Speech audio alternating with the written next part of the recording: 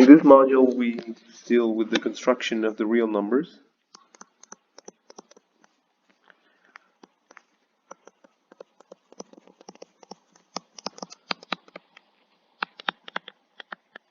And we'll do so starting from, starting from Q. That means that we'll assume that we have already constructed the rational numbers. So proper construction will actually just start from set theoretic considerations to define the natural numbers, and from there proceed to define the integers, including 0, and finally the rational numbers. These constructions are algebraic in nature, but now we're faced with the problem of constructing R. Since constructing R from scratch, from constructing the natural numbers would take a long time. It's not the purpose of this course. We assume that we have already constructed the rational numbers. And so what is the problem? So we already assume that Q is something we're all comfortable with, and this is something real that it is consistent with all the axioms of Zermelo-Fraenkel theory, plus the axiom of choice if you want. And now, how do we know there's a notion that is compatible with Q? So in some way that Q can be embedded into some structure that we'll call the real numbers. For this, we'll jump to section 8.6 from the book. And the main theorem there is theorem 8.6.1. This is what they call the existence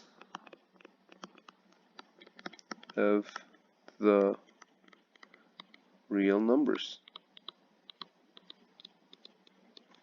And it says that there exists an ordered field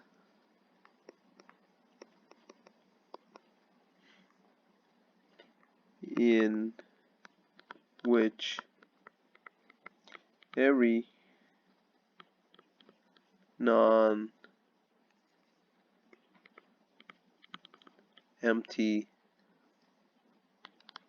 set that is bounded from above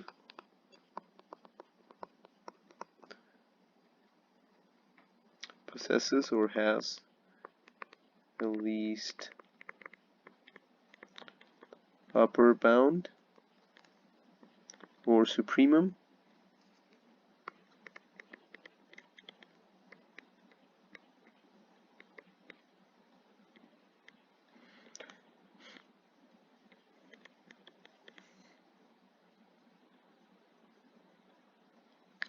And very importantly, we have the additional property, otherwise this would be completely useless. This field extends Q, so this field contains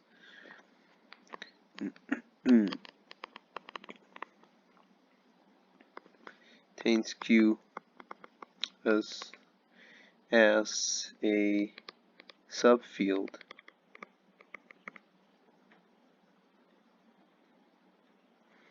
And here I should say contains, I should add quotes, because it's not containing this Q is not containing the usual sense. It can be containing something that needs to be constructed. Well, it's more like it can be identified with a subfield sitting inside the real numbers. So what is the purpose of this? I decided to jump to section 8.6.1 because in the book they proceed by just defining or the real numbers as an order field that has the least upper bound property, satisfies the axiom of completeness. However, just defining like that gives a wrong impression in the sense that, okay, if you want an object, you can always define it to satisfy the properties you want. But some properties are perhaps not consistent, and therefore you will be working on an empty set. So if you wanted to say, oh, I want a set of real numbers that are of the form x squared plus 1, and such that all the elements are negative, then you end up with the empty set, because those two conditions are not compatible. And as such, I mean, we need to be very careful. So if we try to impose an action like that, it may not be compatible with the set of actions we have already accrued through the development of set theory. And so we need to prove that a model for the real numbers exists. And so basically, I prefer to go over the construction of the real numbers first and actually deduce the least upper bound property from it. And as I said, I mean, this extension of Q needs to contain it and also preserve all the properties of Q while sitting inside. So what we want, so we already have the set Q over here, and what we'll do is we'll map this onto something that we'll call the real numbers.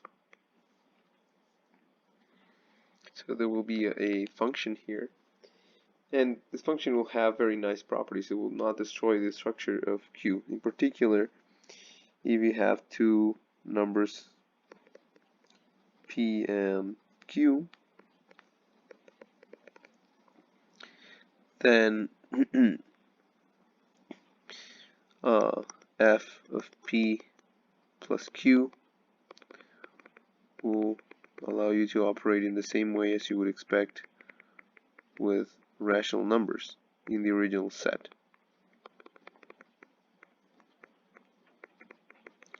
You can add them in the same way and multiply them in the same way.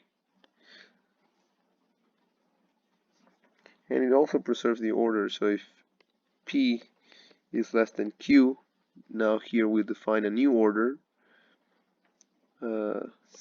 We use a symbol like this, then f of P will be less than f of Q in this new order that we need to define.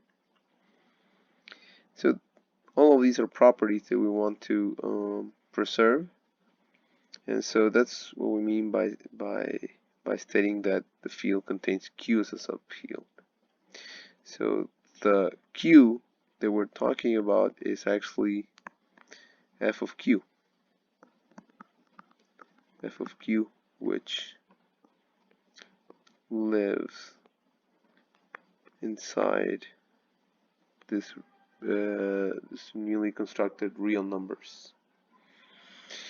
And so that's what we're interested in. And I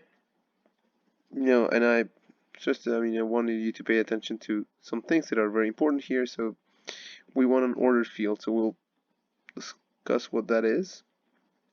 And we also want this least upper bound property.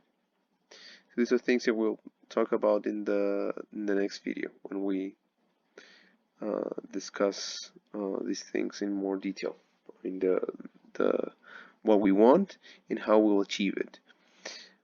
We will actually, there are several ways of doing this, of constructing real numbers. In fact, the book mentions both ways.